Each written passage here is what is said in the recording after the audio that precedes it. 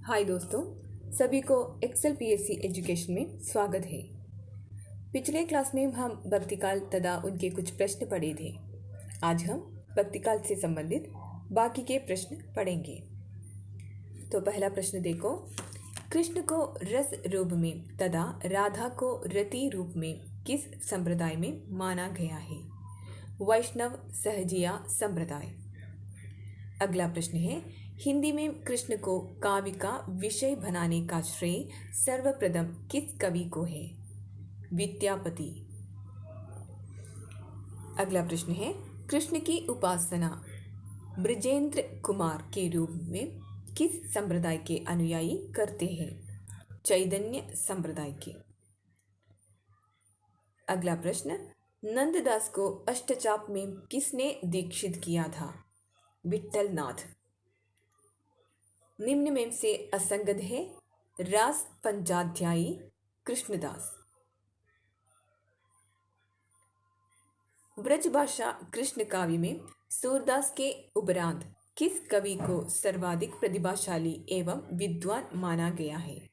नंददास। सूरदास को किस महाकवि की वंश परंपरा में माना जाता है? चंद्रबरदाई। किस कृष्ण भक्त कवि ने 42 ग्रंथों की रचना की? ध्रुवदास।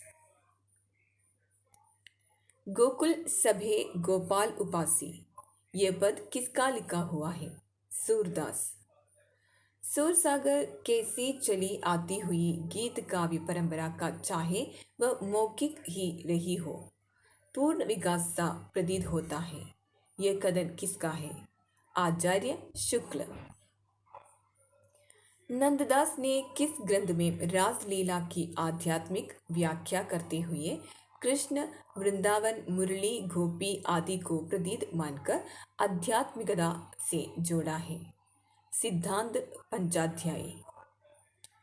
रास पंचाध्यायी में किस छंद का प्रयोग किया गया है? रोला। ध्रुवदास किस संप्रदाय के कवि हैं? राधावलंब संप्रदाय के।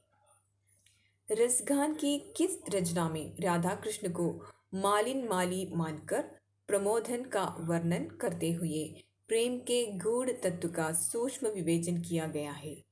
प्रेम वाटिका में।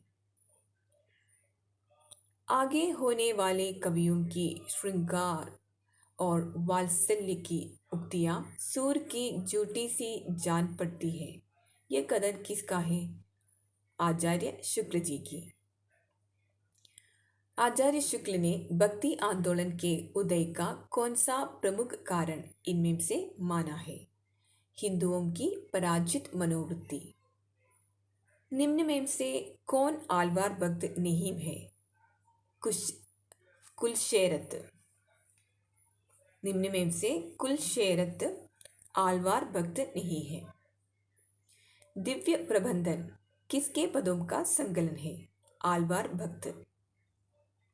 भक्तिकालीन समस्त भक्ति धाराएं दी लोकोन्मुखी। भक्तिकालीन समस्त भक्ति धाराएं लोकोन्मुखी थी।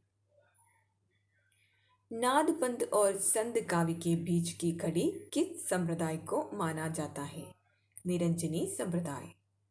निम्न में से सत्य कथन का चयन कीजिए। सभी सत्य है, यानी कि आलवार भक्तों का मूल स्थान दक्षिण भारत था। आलवार भक्तों की संख्या 12 मानी गई है। आलवार भक्तों के पद तमिल भाषा में है। ये सभी तथ्य सत्य है। अगला है भक्तिकाल काल के प्रारंभ। भक्तिकाल काल के प्रारंभ के समय उत्तर भारत में किसका शासन काल था?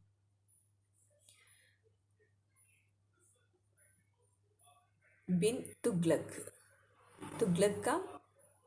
मोहम्मद बिन तुगलक का राज चल रहा था 14वीं शताब्दी में। निम्न में से असंगत है? समाधि जोग रैदास। ये असंगत है। संत कवियों ने वैदिक परंपरा की आलोचना किसके प्रभाव से की? बौद्ध धर्म से। निम्न में से कौन सा शब्द संध काव्य से संबंधित नहीं है? मारिफत। मारिफत। निम्न में से कौन सा शब्द संध काव्य से संबंधित नहीं है? मारिफत। अगला प्रश्न, भक्ति काल में प्रचलित दो प्रधान धर्म थे, हिंदू और मुस्लिम। शाक्त संप्रदाय की दो प्रमुख धाराएं हैं, दक्षिण मार्गी व वाम मार्गी। सुखमणि, भावन, अकरी, बारहमासा किस कवि की रचनाओं के नाम है?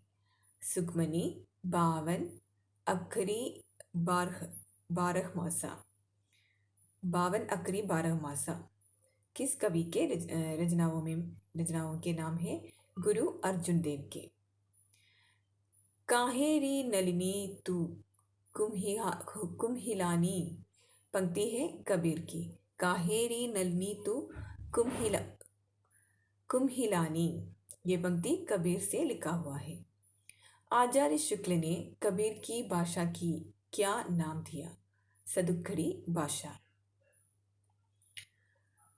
आज का क्लास यही समाप्त करती हूँ।